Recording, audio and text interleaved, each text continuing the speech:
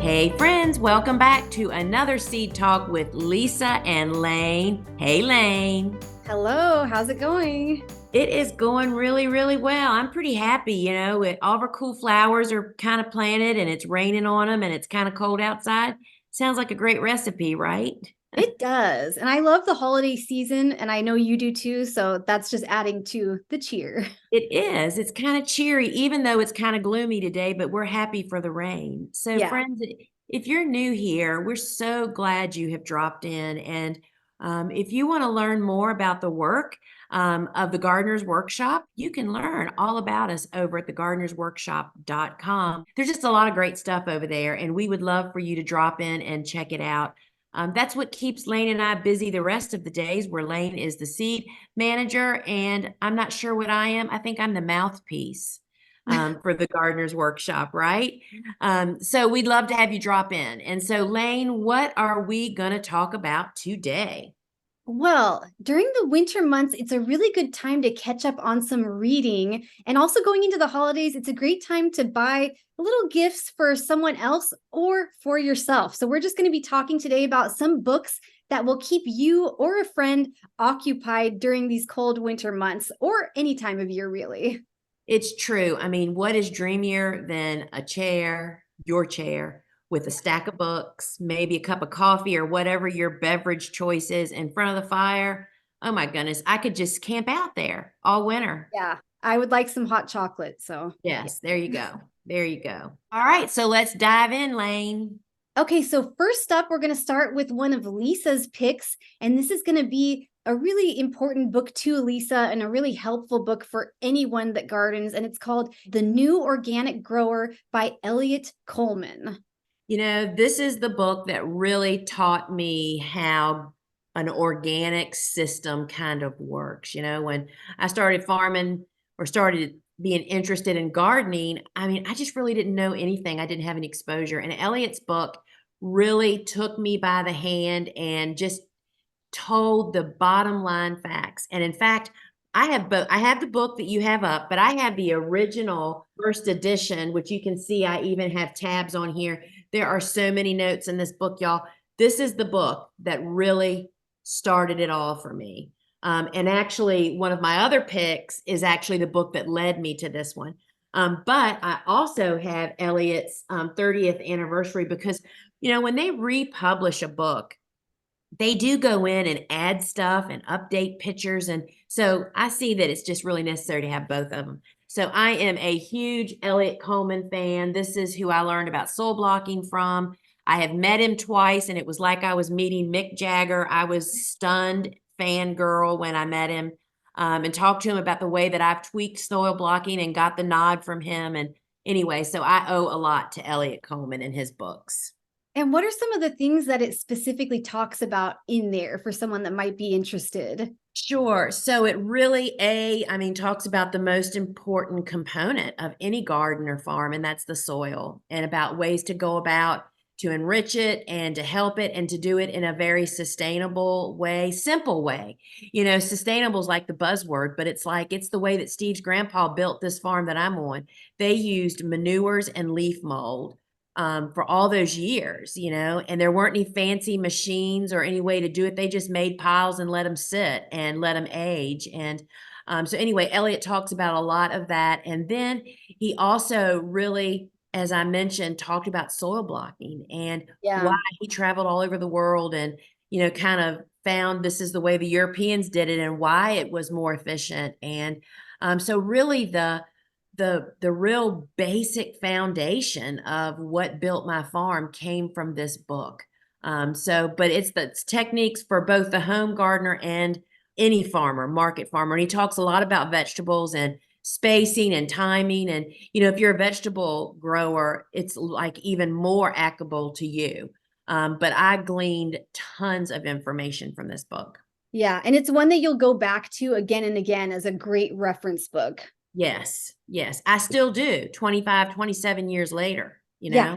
Okay, now we're going to move on to one of my picks. And this book is called The Gardener's Botanical, and it's an encyclopedia of Latin plant names. It's by Ross Bayton. And not only is this a really large, beautiful book. It's this dark sort of charcoal color and it's really big. But if you're a person like me that's really curious about plant names, what they mean, their origins, then this is the book for you. It has definitions and descriptions for over 5,000 plant names, and it Wow. has, yes, and it has beautiful botanical illustrations throughout, and everything's arranged alphabetically, so it's really easy to find whatever it is you're looking for, and you can just use it as an encyclopedia and look up whatever you're interested in. And I wrote down some examples from the book to share with you all. So one of them is cardiospermum, which is 11 a puff, and it comes from the Greek word cardia, meaning heart, and Yeah. spermum, meaning seed. So heart seed. And I know Lisa's going to understand why it's called that. If you've ever seen the seeds, they're these little dark round seeds with a little white heart that seems to be just stamped on each one.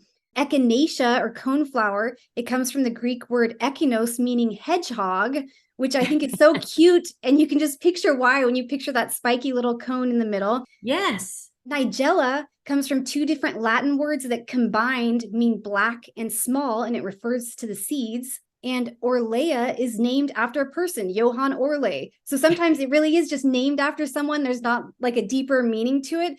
But those are the types of things you can find in there, as well as all the common names that you'll see in botanical names. So if you're wondering what Atropurpurea means or what does cyanus mean, whenever I see it at the end of a botanical name, you could, of course, look those up as well. And it even has suggested pronunciations of each word to use as a guide. But this is just a book that I love to reach for when I'm curious about a specific name or a specific word, or when I just want to browse something rather than reading a book cover to cover, and I'll just flip to a random page and see what I find. But I just absolutely love it. It's beautiful, it's fun to look at, and it's really, really informative. You know what just came to mind when you were saying all of that, Layne, is how fun would it be to make a trivia game for Oh, gardeners or garden club or master gardeners? Do you know what I mean? Plant yes, geeks.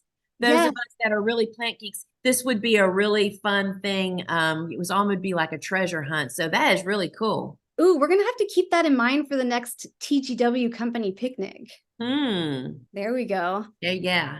Okay, now we're going to move on to Lisa's next pick, which is a book that has launched to the careers of many flower farmers, Lisa included, and it's called The Flower Farmer by Lynn Basinski. And so again, I have the original. And so what we have showing up there was the expanded, but I have the original, which had no color pictures.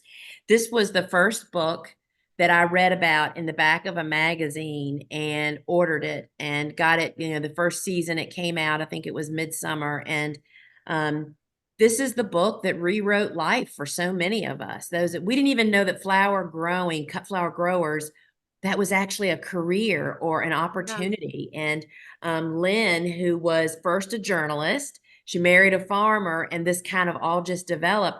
And so her book, I still find The Flower Farmer very relevant in today because it's just kind of like an overview of like what the possibilities are. And it's in fact where she just mentioned in here, I read this book during the summer, found myself completely pumped to become a flower farmer. But it was like August. What do you plant that late in the season, right? And she had spoke of, some of us can plant snapdragons in the fall, and that's literally what started the whole cool flower ball, right? So this is a great book. I mean, if you have the opportunity to get both, I would. But her second, the expanded anniversary does have lots of good pictures, color pictures. It's just a great jumping off point. The person that is wondering if they want to become a flower farmer, that's definitely the book. And just be forewarned, you may be converted after you Yeah. read it to wanting to be a flower farmer. Is it not so true? Yeah. I mean, it's like, so people that are addict seed starters, the person that starts, 500 tomatoes when they need five, Yes. it's like becoming a farmer is their fix because now all of a sudden you need 500. Yeah. Well, with avid gardeners, people that love, as I talk about in my new book, the Cut Flower Handbook, those people that love the process of gardening, you love preparing beds, you love digging in the soil, you love starting seeds, you love planting, you love mulching. Becoming a flower farmer or any farmer allows you to flex those muscles more often and continuous. And so, yeah, beware before you read The Flower Farmer. It may change the future. Yes. Okay, now we're going to move on to one that is my pick, but it also is technically Lisa's pick too. She has this book and loves it as well. And it's Attracting Beneficial Bugs to Your Garden, A Natural Approach to Pest Control by Jessica Walliser. And this is a book that's all about how you can attract and support a whole host of good bugs in your garden to help manage your population of bad bugs. So it covers everything you need to know to create a garden that supports these really important little helpers. And it has a section on beneficial bug profiles with pictures so you can learn what they look like and what they do. It has plant profiles that give information about the plants and which beneficials they attract. And it has information about designing your garden with these good bugs in mind. And my favorite part is towards the end, there's a chart over the span of several pages, and it has pictures of the beneficial bugs, their names, some of the pests that they consume, and the plants you can incorporate into your garden to help support them. So if you want to attract more ladybugs or lacewings or wasps to your garden, whatever it is, you can quickly just look it up in that chart and see which plants you can incorporate into your garden to help support them. But fighting bugs with bugs is just my favorite way to help bring balance back to your garden and allow you to have fewer pest problems without having to resort to using pesticides. And I didn't list it as one of my favorites. I'm not sure it's still in publication, but her book, Good Bug, Bad Bug, is what Yes. really nurtured me along as an organic grower, gardener, to not, use any pesticides. And Jessica is a good friend, and her story is really awesome. She was a horticulturist that was a chemical user, and she was converted. And conversion people, no matter what you're talking about, tend to be very passionate about what they do. And she is just a super science based Yes. process, and that's what I love about her books. It's not you can really count on and follow her guidelines, and we live the results. We live the results here on our farm. Now we're moving on to Lisa's next pick. And this is a technical book, and this is a really important book if you're someone that is trying to sell cut flowers. And it's called Post-Harvest Handling of Cut Flowers and Greens. And it's by John Dole, as well as there's a bunch of other names on there that I'm not going to read, but they are on the slide if you're joining us over on YouTube. So this book is really one of those priceless pieces for cut flower growers. If you're a professional, meaning you are expecting money to exchange for your flowers, this is a very, very important piece. And it's only typically available over on the Association of Specialty Cut Flower Growers website, because they actually publish this book. John Dole, it's Dr. Dole, is down at NC State, and he is like the one that has done cut flower research for years, whether it be cultivars or handling and conditioning. And that's what this book is all about. This is the go-to book when a grower is growing a new crop and they just don't even know when to cut it and what to do with it after they cut it. This book brings you the information that you need. And it's a pricey book. I think it's like 70 or 80 bucks, but that's because it's a specific publication. This is not a book that's going to be selling to the public and they're going to recoup that money. There's no volume sales in this. And so definitely worth the investment. And if you're a professional, you can't not have this on your shelf. I use it all the time when we're harvesting, particularly new crops that we're not familiar with their handling. Yeah, I think it's a must-have for someone that is selling cut flowers. Yes. Okay, now we're going to move on to my next pick, and I'm going with something that's technically outside the realm of gardening, but it's very relevant to it. So this is a book called Atomic Habits, an Easy and Proven Way to Build Good Habits and Break Bad Ones by James Clear. And this is a book that's all about the importance of developing good habits and the cumulative effects that these really small everyday actions can have on your life. And developing good habits and routines is such an important part of being a successful seed starter and flower grower. I'm sure Lisa would agree with that. And the book explains that habits are important because you do them without thinking about it. So your mind is freed up to focus on other more important things. So for example, Lisa and I talk all the time. I water my soil blocks first thing in the morning every day, and I don't even think about it. I just do it. And guess what? I never forget to water my soil blocks, and I don't spend any time thinking about watering my soil blocks. And a quote that I really like from the book is, habits are the compound interest of self-improvement. The same way that money multiplies through compound interest, the effects of your habits multiply as you repeat them. So a great example of this, a gardening example, could be, let's say you decide you're going to just go outside and you're going to spend 10 minutes weeding every day. Of course, you might not see a really big impact after you do one weeding session, but imagine how much that adds up over the course of a year. And this also doesn't just apply to being more productive, it can apply to gaining more knowledge. So maybe you make a habit out of reading 10 pages of a book every day, or you're going to complete one session of an online course every single day. And the most important part about this book is it has a lot of techniques that will help you to be successful in developing these habits that you want to have and breaking the habits you don't want to have. So I'll give you just a couple of examples. So one of the techniques is called habit stacking. And this is a great one because it's really easy and effective to just incorporate into your everyday life. So with habit stacking, you take an existing habit, a strong existing habit that you have, and you just tack on another new habit to it. So for example, let's say you brush your teeth every morning. Well, maybe you say, every single morning after I brush my teeth, I'm going to get on the treadmill for 10 minutes. And before you know it, the two habits are intertwined and you're doing the new habit automatically, just like you do the existing habit automatically. And another great technique is reducing friction for good behaviors and increasing friction for bad behaviors. So an example of reducing friction might be having a seed starting station that's all set up and ready to go with all your tools and equipment out and accessible. So it's really easy for you to just sit down and get started whenever you need to sow your seeds without having any obstacles in the way. And an example of increasing friction might be, let's say you have a habit of looking at your phone every night before bed. Well, maybe instead of sitting it on your nightstand where it's easy for you to reach for it, just set it a little further away from you so it's a little more difficult and you won't just mindlessly reach for it. But consistency is the key to success in so many different areas of life, and developing habits so that you can just do things without having to think about them. It just makes it so much easier to be consistent. And I just think going into a new year is just such a great time to think about some new habits you might want to develop or some old habits that you might want to break. Layne, it's a great one. And I'm going to have to get this book, but because I Yes. am a big believer. I think one of the things that people, when we were in high production, we had such structured days here. It just didn't matter what was going on in the rest of the world. We just got up and did the things that we were supposed to do that day. And that's how Yes. we got to be so successful. It's not knowledge and education that makes people succeed. It's consistency.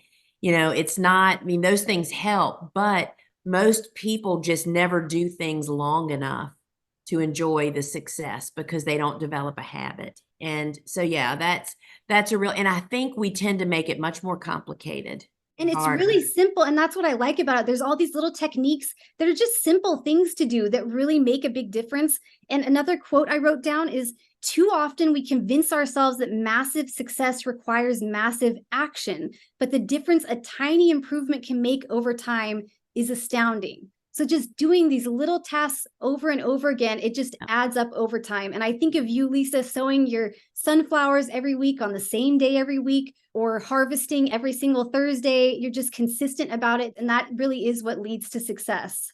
Yeah, and it's a domino effect. It When is. you start to succeed, it's like we get more flowers in our garden the next week because we cut. And so yeah. So that could be a whole talk in itself, couldn't it? I mean, one good habit, and I think people tend to think things are so simple that it couldn't possibly have an impact, so they just skip Right. over it. I used to often say that organic gardening is so simple that most people miss it. They don't understand. They think it's some product or You know what I mean? So, Yes. yeah, so that's a great one. We should go to sleep listening to this book and let them be Oh, subliminal messages. yes. You know, it was so funny. When we were younger, my sister fell asleep one time with the oldies station playing on her little radio next to her.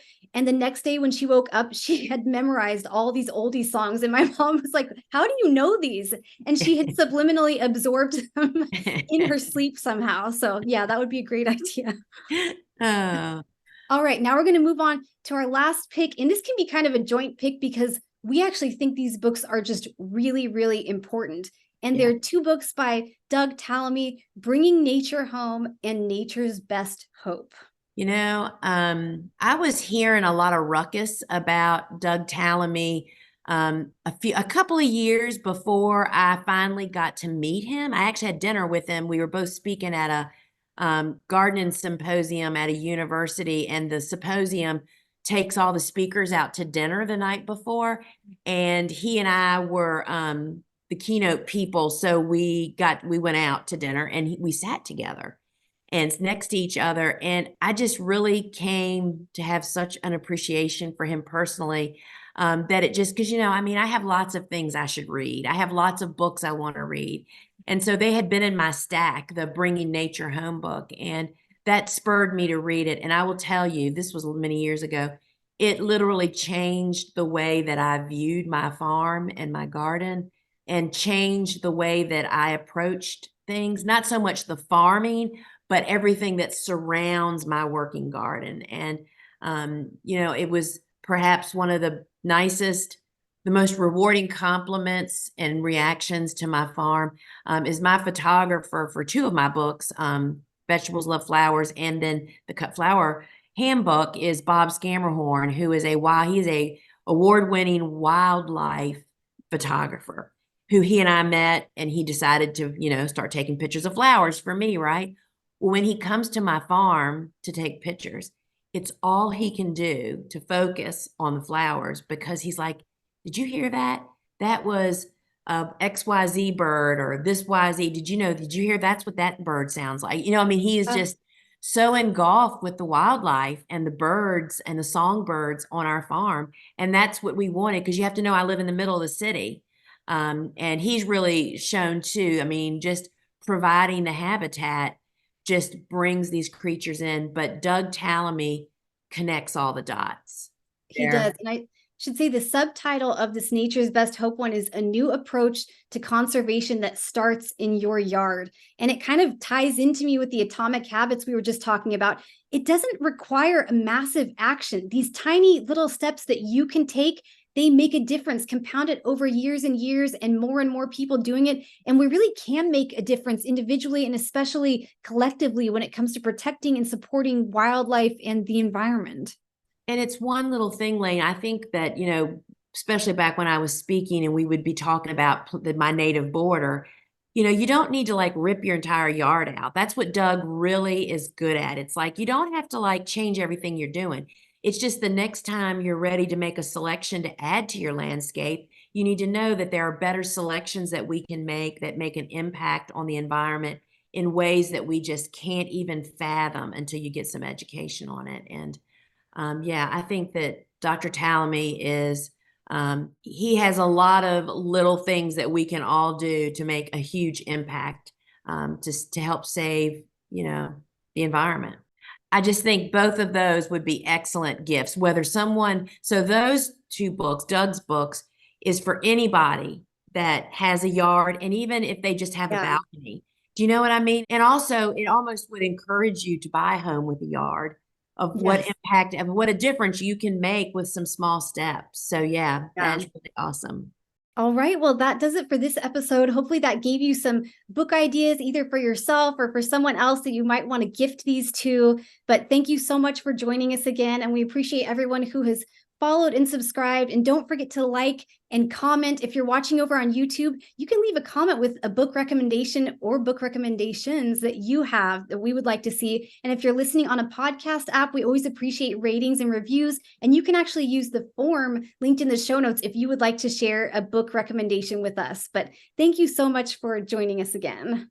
All right. So thank you, Layne. And remember, friends, if you want to learn more about the Gardener's Workshop, head over to our website where you'll also find my books, Vegetables Love Flowers, Cool Flowers, and the Cut Flower Handbook is now available for pre-order.